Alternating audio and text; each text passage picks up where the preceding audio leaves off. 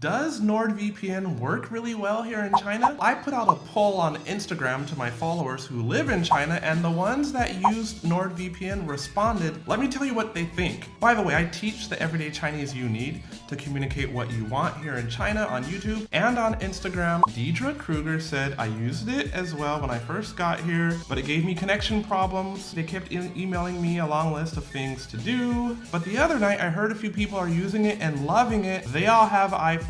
I used Apple. So if you don't know what this whole VPN thing here in China is, the Chinese government blocks lots of the internet that the rest of the world can see. So things like Google, YouTube, Snapchat, Facebook, Instagram, Hulu, and most importantly in my life, Netflix can't be viewed here in China. Well, I came to China in August, so I installed it on my laptop. Once I arrived in Shanghai, initially I had problems using NordVPN on my phone because it's an iPhone, and NordVPN doesn't work on Apple devices, but I discovered it too late. I personally use Astrill VPN, and I put the links to Nord and Astrill and ExpressVPN, which is the most popular VPN here in China. I know that Express is the most popular because I did a big poll on Instagram with all my followers who live here in China like me. Anyway, those links are in the descriptions below. You can go down there and compare the prices. Tirandokes, she's only heard good things about it. Usually when VPNs go down, they're the ones who manage to stay running, or they end up being the last to go down. It depends on what city you're in. The VPNs work differently.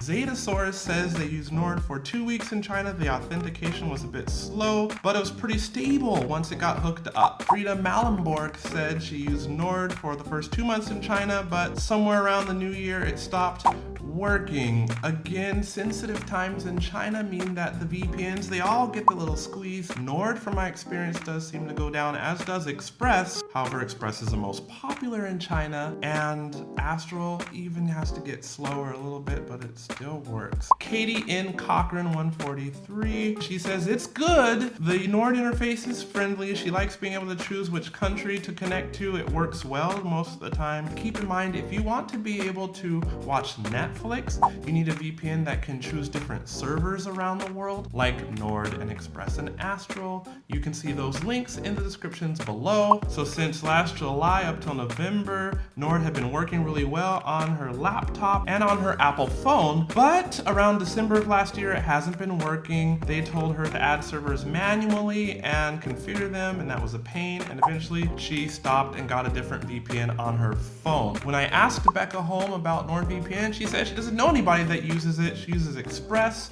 though it's been hit or miss since a couple weeks. And again, most people do use Express here in China. Yahia3EZ said she used NordVPN for a year. Sometimes it disconnected. Fiona Rich, when I asked about does she know a person that uses NordVPN, she said most people she knows use Express, but NordVPN is way cheaper. I use Astrill, most people use Express. If you want to see another video where I actually did the poll of my Instagram users to see who use what VPN, tap or click the screen up there. And if you want another video from me at Elementary Chinese, tap or click the screen down there. I'm Kwadwo, teaching you the everyday Chinese you need to communicate what you want. Good study, day up.